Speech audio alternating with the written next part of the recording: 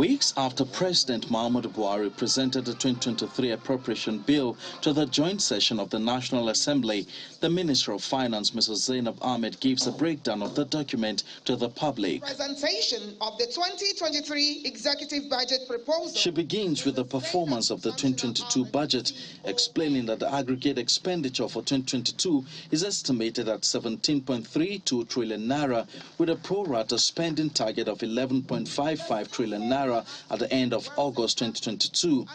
The actual spending as at the end of August is 9.56 trillion. This is about 83% of the prorated target. And of this spending, 3.52 trillion was for debt service, 2.89 trillion was for personnel costs and including pensions, while 1.78 billion was released for capital expenditure.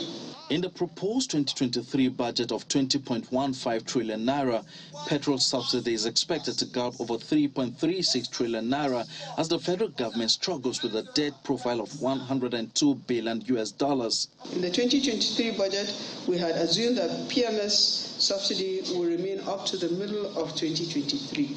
Based on the 18 months extension that was announced by government early 2022.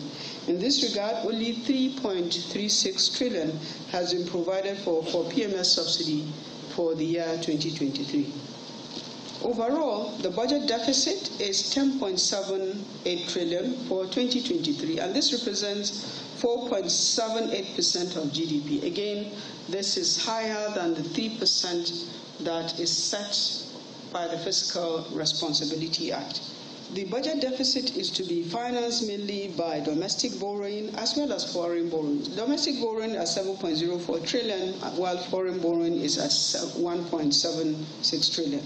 The total debt portfolio of our country today is at 102 billion US dollars. Of the total debt size, 35% is foreign, 65% is domestic.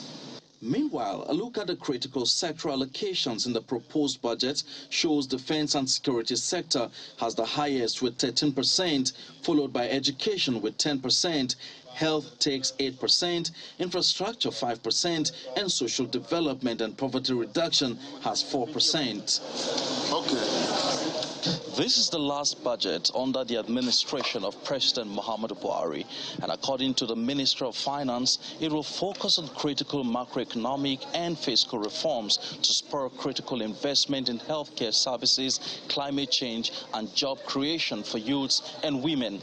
But across this hall, there are palpable concerns on Nigeria's debt profile under the administration, even though the government has continued to allay fears that the country's public debt is still within sustainable range. Emperor Simon, Channels Television News.